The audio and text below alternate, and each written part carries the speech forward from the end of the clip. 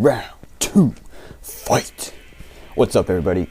It is week 2 of training block number 2, and I got so excited last week to start yapping about fasting that I forgot to tell you the new target numbers that I put into the program for these next couple go rounds. I actually kept it conservative because I will be dieting, and so I went with 340 on the squat, 240 on the bench, 385 on the deadlift, and 155 on the overhead press.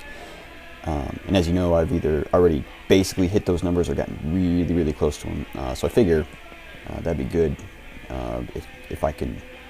It'd be really good if I can maintain current strength levels even while dieting down like 10 to 15-ish pounds, something like that. I wanted to continue talking about fasting this week. I didn't get everything out that I wanted to talk about last week.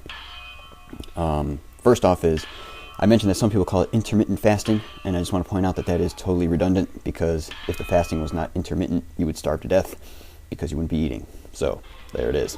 But the one thing I wanted to talk about was that I've actually heard the claim made by some people that even on the same amount of calories, if they didn't have a nice long fasting period during the day, like, between say 16 and 20 hours of fasting, that they did not lose body fat. I know my initial reaction to that was, I don't know, that sounds iffy, because the math should work if you're actually counting your calories correctly. However, I did see a cool research study that essentially showed that particular claim in mice. Now, you always have to be careful when the research is done on rodents, because, hey, we're not rodents, we're people, and we're a bit different. However, that does lend some credence to the idea that the long fast is actually what helps your body work better by, making you more insulin sensitive and stuff like that. So if I recall correctly, that mice study was actually done where they were overfeeding the mice, and what they did was, like, they had the one group where they basically had them eating throughout the entire day, whereas the other group, I think it was an 8-hour eating window, so a 16-hour fast and an 8-hour eating window. And even with the amount of calories that were going to make, or should have put on, a lot of body fat, it only did that in the group that was not fasting.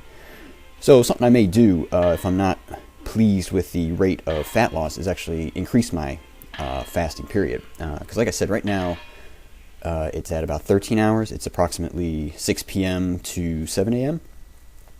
And it's not the end of the world if occasionally for whatever reason I have a later dinner and it's not quite as long. But something I could do is start to squeeze that eating window down. And what I would suggest to anybody who hasn't done it and wants to start is, whatever your times are now, just start working in half-hour chunks.